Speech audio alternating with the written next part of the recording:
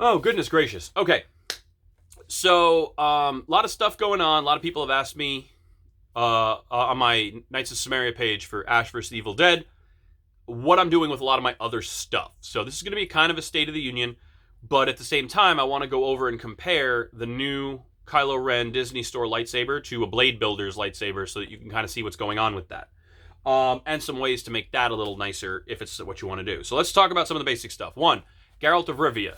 Yes, I'm doing multiple versions of Geralt of Rivia. Yes, that's coming extremely soon. Within a month, it'll be done and ready to go, and I'll have some videos and things.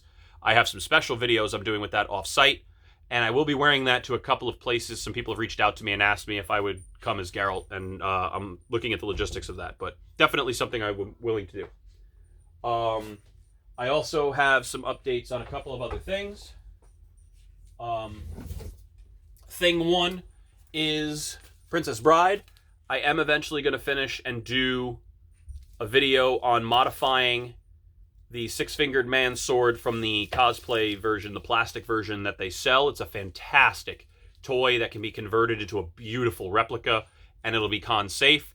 So Inigo Montoya has always been a character I've liked, and I'm absolutely ecstatic to do this sword and make a display for it and hang it in my den. So that's going to happen.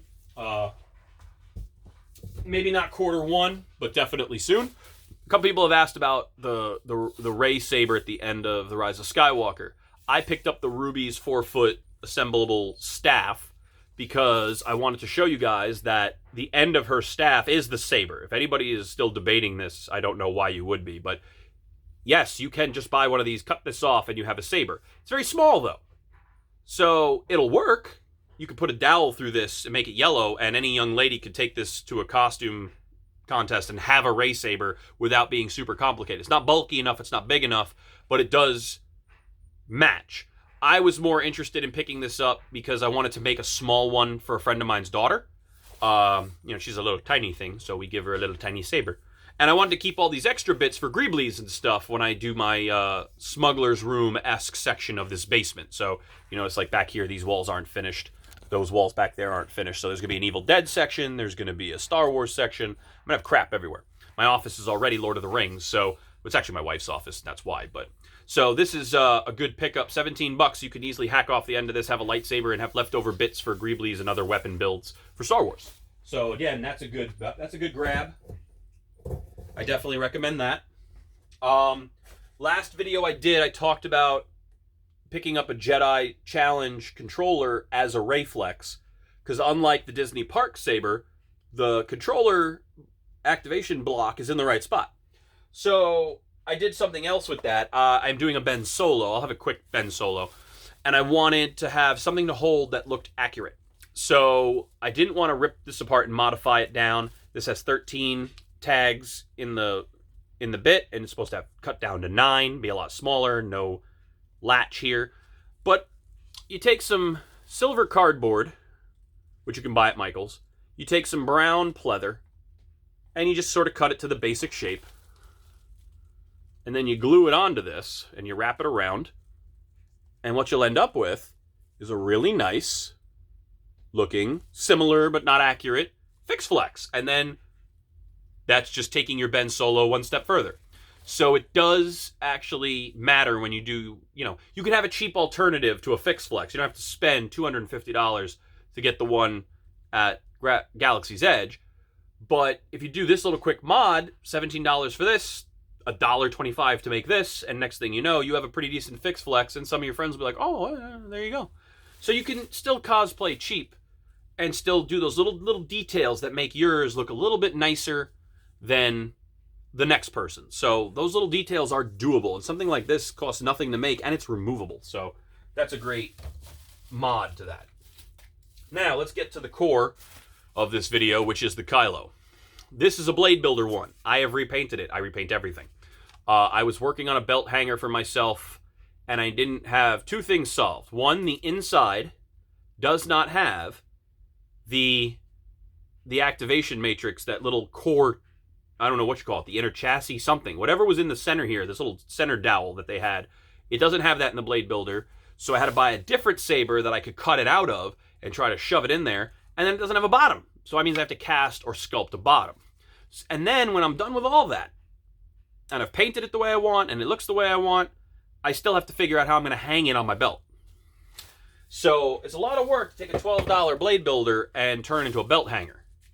This, on the other hand, you can buy this for $32 at a Disney store or shopdisney.com.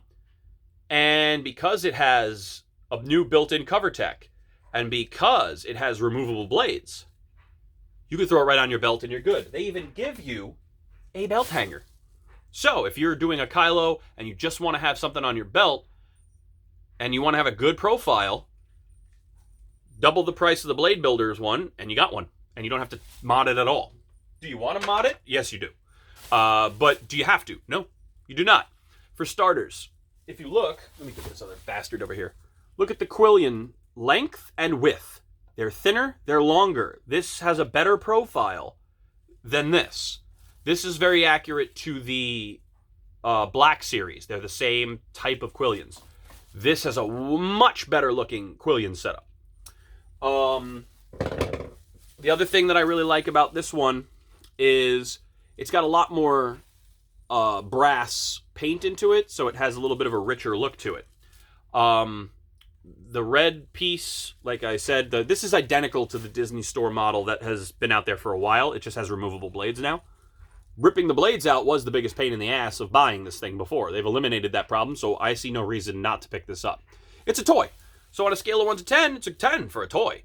For a prop, it's like a 7, because yes, it's good to go as a belt hanger from day one, but you're going to have to repaint it. And then, you know, if you're trying to do like 501st or something, I'm not going to have that conversation. So it comes with the little blades and little attachment bits. These are magnetized, so you just slide them in, and they hold in place, and they pull out just as easily. If you don't have all of them in, it won't fire, which is pretty cool. Now, the blade is still very short. When the whole thing is together, it's less than 3 feet long in total. It does insert and twist like the Galaxy's Edge ones now do, and some of the new Force Effects ones and things like that, but it's not the same mechanism, which means that, unfortunately, if you were hoping to swap a longer blade into this just as is, it's not going to happen. So you pull it in, you twist, and then it'll activate. Helps if you push it all the way in. So I guess it will activate without the quillions. So if I pull this out, it'll work just like that. That's kind of cool, actually. I didn't think about that. The other thing that's pretty cool is it does flash bright when you light it, and then when you turn it off, it has a much cooler deactivation look to it. So it's not perfect, but it'll do the job. So bonus points for having the removable blade matrix. Now, the other thing you might say is, well, what if you unscrew this blade and put something longer on it, like the Force Effects one? So as you can see, there's like an extra foot on the Force Effects versus the one that comes with it. Well, I don't have the answer to that question. I didn't gut this open and see what's inside it. My guess is, based on the way the thing looks like it's bulbed, is that it's only got bulbs this far, and you'd have to put in a whole new LED strip to make that work. And then you'd have to rewire that in. Could you do it? Sure. Am I going to do it? Fuck no. I'm not an electrical engineer. I'm not going to do that shit. But I'll talk to my friend Ryan and see if that's something that they might be interested in. Another added bonus to picking up the belt hanger version. If you have a Galaxy's Edge cover tech clip, because they've now screwed on an additional cover tech clip that doesn't need to be there, it will fit into, if I fucking put it in correctly, the Galaxy's Edge cover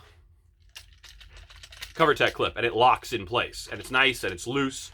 This guy, unfortunately, that comes with it, it's just molded plastic, and it's really, really flimsy to attach to your belt. This is a much sturdier way to do that if you don't care about having that accuracy factor, if you're just trying to throw a belt clip on. The other thing that's cool is the cover tech clip they give you is removable. It's just held on with that one screw.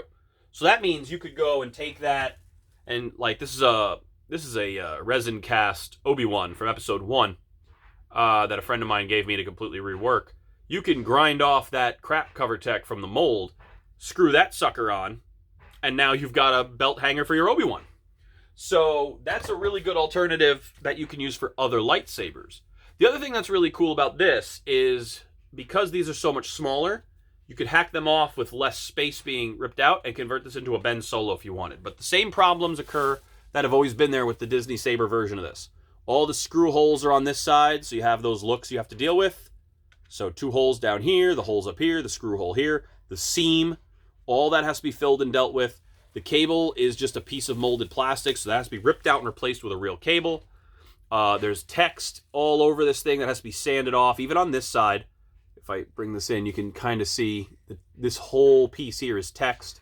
So there's a lot if you're going to try to make this an accurate look. And then in the end, you still have the problem that this sucker is way too wide. So it's never going to be accurate. It's not worth it to do all that mod, in my opinion. But just buy it, clip it, done with it. Perfect. So I think it's absolutely worth the $32. I would buy that instead of buying a blade builder and modding any day of the week. I might actually try to turn this into a Ben Solo now and just grind off all the stuff I don't need and fill this with milliput and stuff and try to make myself a Ben Solo, since I don't actually need that anymore. Because now, since I said I did pick up this inner piece and now I have this, I may cast this bottom and replace the bottom of this lightsaber with this bottom with a casting and finish up my Ben Solo. So that might be what I do with the blade builder now, and that may be something everybody looks into doing, is sculpting on the extra bits and doing yourself a very nice, sexy Ben Solo, which is possible. So that's what we've got. That's what's going on. I don't have a ton else to go over with you. A couple other props that I'm working on. I am building a life-size Yoda. I will have that documented, and when I start that and do that, it's not immediate on my agenda, but when my Star Wars section is finished, it will have a Yoda.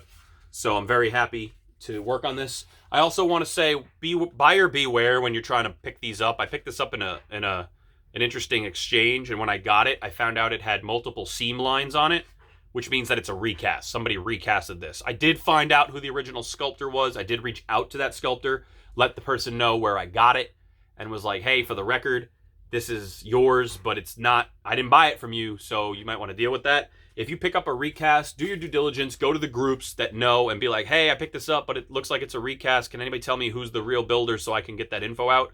Try to stop that crap, because, I mean, there's no honor amongst thieves. I mean, nobody has the rights to sell these things legally. Whoever's made and sculpted this does not own a license from LucasArts.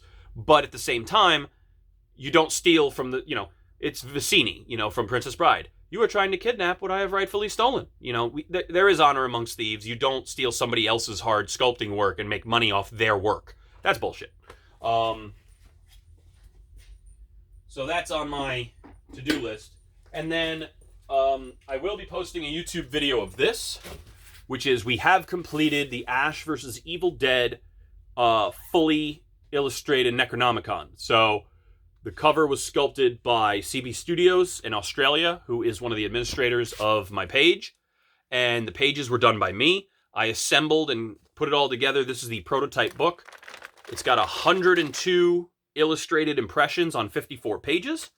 And it's got Post-its where it's supposed to, and a lot of fancy artwork where it's supposed to. So everybody is very excited about this book. This book is available on the Knights of Samaria Facebook page. But I'm only making 12 of them per year. I am not making more than one a month, because then I won't have time to make any of the other crap that I want to make. I have a real job. I don't need this to make money. I do this for pleasure, and I do this because I want fans to have it. But at the same time, it's going to be worth my money. So these little babies are $450 to order one. And if you don't like that, then you don't have to buy it. You may build your own, just like we did. But if you want me to build it, that's what my time is worth. Plus, I split that money with all the parties that were involved in making it. I almost dropped it. It's a latex cover that's plasti-dipped, so it won't degrade over time as quickly as regular latex. It's a high-quality build. I'm very, very happy with it. It's 9 by 11 by 1.5-ish, depending on how I do the spine for each version. But it's actually got stitching in it. It's really nice, and I can't wait to do a YouTube video where I just show the world this. But for now, it's mostly all the access to it is on the Knights of Samaria Facebook page, so check that out. I have quite a few others to make. And keep an eye out for Geralt of Rivia. I will be trying to hit the con circuit. I have actually been talking to Featured Presentations, who built the very awesome Ash vs. Evil Dead cabin scene for the Ladies of the Evil Dead at Rock and Shock in Massachusetts last year in October. And I was speaking to them about lending my Necronomicon to that display and dressing up as Ash and helping them work their booth and helping them increase the accuracy of Evil Dead there, bringing in some saw parts and some things, a real Trafari that we've been working on, which of course you guys know about. We have the accurate to the show Trafari that we build on that page. I have the boxes and things. We also have the Knights of Samaria rings now, which are available on that page. So we have a lot of these items that we're trying to bring. So wherever that setup is, wherever he gets invited to set that up, wherever that group gets invited to set up, I have offered to potentially offer my services to them and put some of the KOS stuff into that display to make it that much better. So we're really excited about that. There's also a huge gathering of Knights of Samaria, and Knights of Samaria merchandise will be available at Chicago Flashback Friday, which is in the middle of the year. All the information for that is going to be on our Facebook page, so you can check that out too. But it's a lot of builders contributing, a lot of cool shit from around the world, Evil Dead related. And it's all going to be available on one table in one place, and that's not going to happen much more than once a year, if that. So if I were you and you're an Evil Dead fan and you're an Evil Dead prop person and you want to see this stuff in person before you buy it, I would go to Flashback Friday in Chicago and check that out and pick your stuff up there. So that's what we have going on. Hopefully the next video will be that Necronomicon. Hopefully the video after that will be my Ben Solo. And hopefully the video after that will be my Geralt of Rivia. And I can go over that with you guys. And I'm really pumped about all that stuff. For the few of you who actually visit here and watch these videos, thank you. I mostly document this for myself, believe it or not. I like to go back and revisit it. And it also helps me organize my brain and sort of like a to-do list for me. So I just figure if I'm going to do it for myself, I might as well make it available to the world. It might help somebody. So if it helps you build, great. Remember to always build. There's always a cheap solution. And the little details make the bigger picture better. So if you get stuck on the big parts, focus on some little parts and it'll make your life a little easier when building a costume. Stay groovy.